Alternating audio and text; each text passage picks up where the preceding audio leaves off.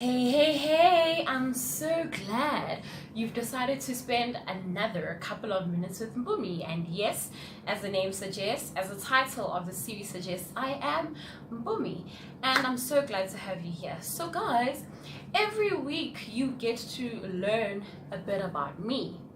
And I've learned that can't be a nice relationship. You know, relationships where the one person is always talking about themselves and never gives others an opportunity to speak about themselves.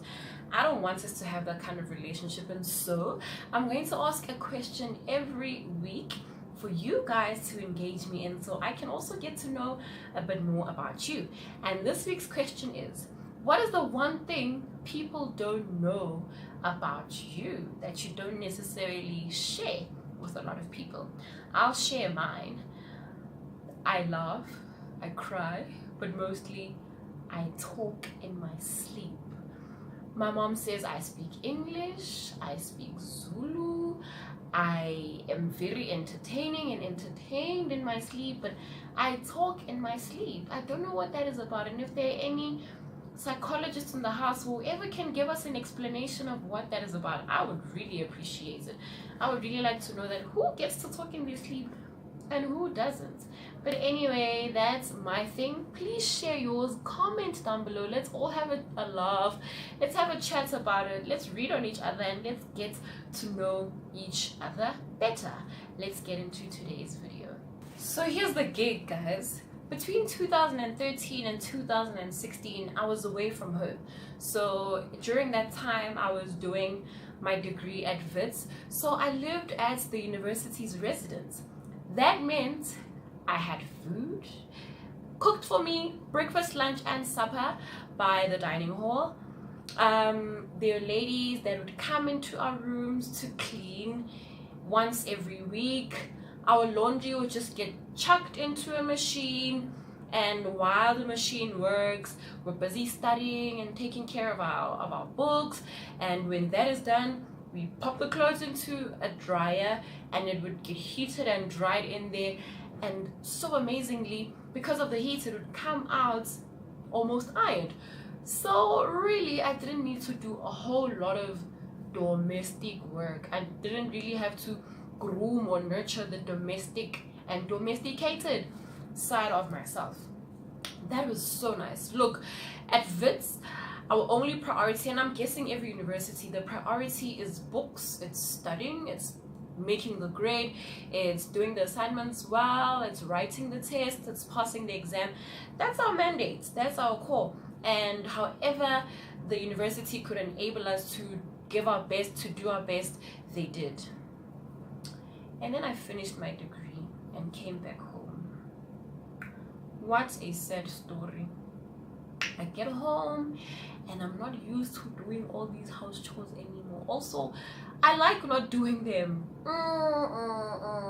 Did it not create problems with my mom?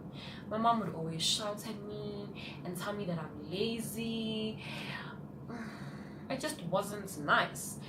And here's the other thing, I can't compete with my mom. My mom is superhero. She is just superwoman. You know what my mom does?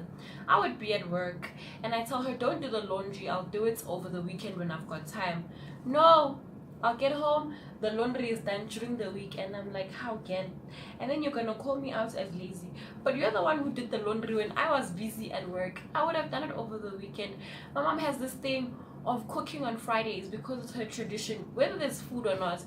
And then when I want to cook in the weekend, I can't because there's food. And if I cook more food, the food will go to waste. And so, you know what, I got to a point, because me and my mom were always fighting, that I was like, look, I'm moving out of home. This isn't working for me. But in that moment, I realized that I was making an emotional decision. I wasn't moving out of home on good terms or on my own rules. Also, when I checked my finances, they told me, girl, sit down, listen to your mom and do what she says, because you don't have money to move out of home. And so I haven't moved out of home. But in that, I've learned that there's nothing that serves us in making decisions, emotional decisions, when we're not okay, whose consequences we have to deal with when we are okay. It's totally not worth it. Here's another thing I also realized. I could have moved out of home based on an emotional decision and ruined a good relationship with my mom. I could have chosen being right all the time instead of seeking peace, and that could have ruined a good relationship. My mom and I understand each other better now. I mean, we've come to terms with our differences, that if she wants me to wake up at 6 or 7 to clean, it's not gonna happen. I'll wake up at 8 and I'll clean. You'll still have a clean house. We've come to that understanding. My mom leaves the laundry for the weekend now because I told her, I'm not going to compete with you if you don't give me a fair chance to compete.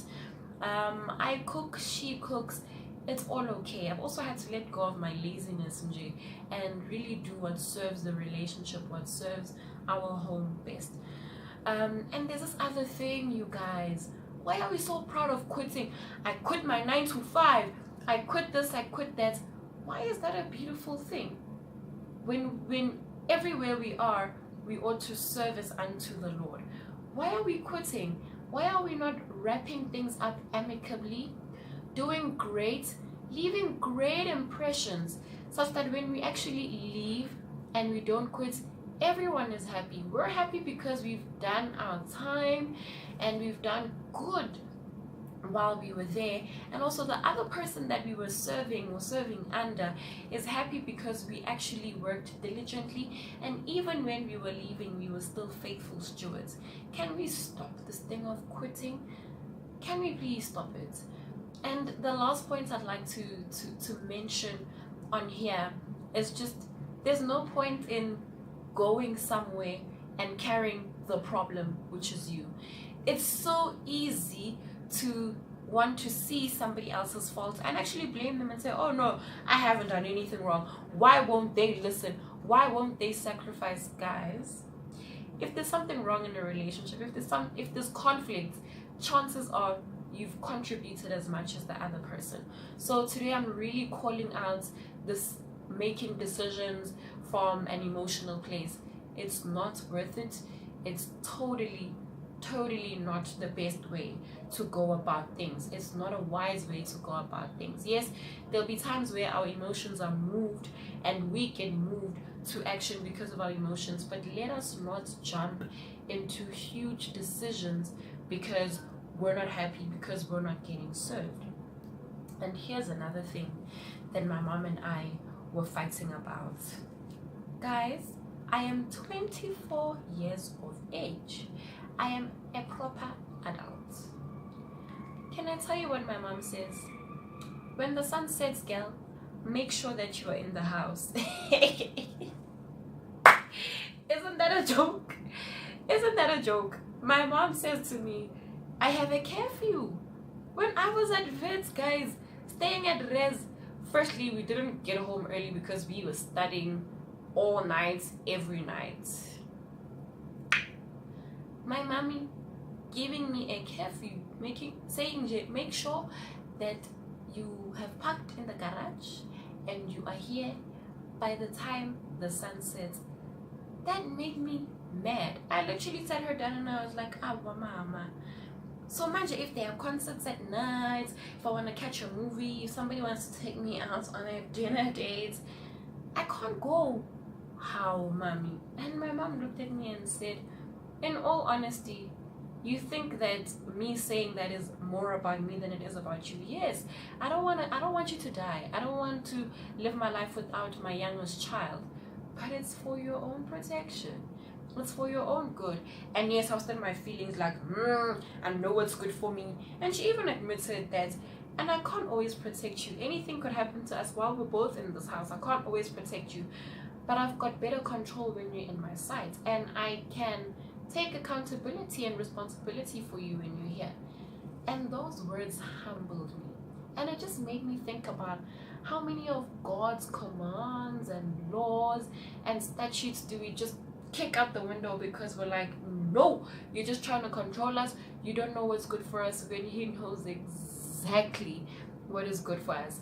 When I looked at God's commands as God's heart, as God's protection for what He really loves, I was sold to them. For example, the Sabbath. I remember when I was still at Wits and we were nearing exams, and two of my friends and I were just talking about how we were planning our days and our nights, and I told them that, oh, on Friday nights when the sun sets, I am shutting down on all work, on all studies, because it's the Sabbath and I'm observing it as God has prescribed. And Mpumi, a friend of mine, turned back to me and said, how are you doing so well, and literally for a whole night and a day you don't do anything? And I said, but I trust God at his word.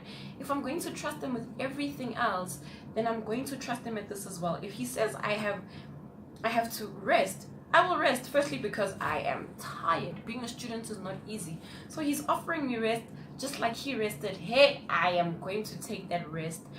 But also, it teaches so much efficiency. You've only got 6 days to really work, so that on the 7th day you rest. That's efficiency on another level. So I can do in 6 days rather, what others need 7 days to do.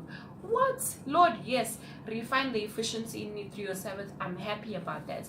The same goes for purity. You know how people are like, no, but how can God want to deny us of something so nice? If he says flee from sexual immorality, he knows what we are fleeing from. He's not saying, stroll away, or just play, not too far, but a bit far. No, he says flee, because he knows the stress, the trauma, there's a lot that comes with it that he's trying to protect us from. So guys, when there are rules and regulations, can we just follow? Because the heart is pure, the intentions are for us, God's love is rich. It's just to really give us the best at what life has to offer. So take homes, if we're not happy about something, we fix it. If we're not happy about a situation, we look at ourselves and see if there's anything within us that we can solve. But we don't make decisions based on our emotion, with no rationale, with no consultation from the Holy Spirit. Second take home, if you look at God's commands as protection, as his heart, as love, you win. It's a win for him because you're safe, because he's obeyed as a creator and master, but you win because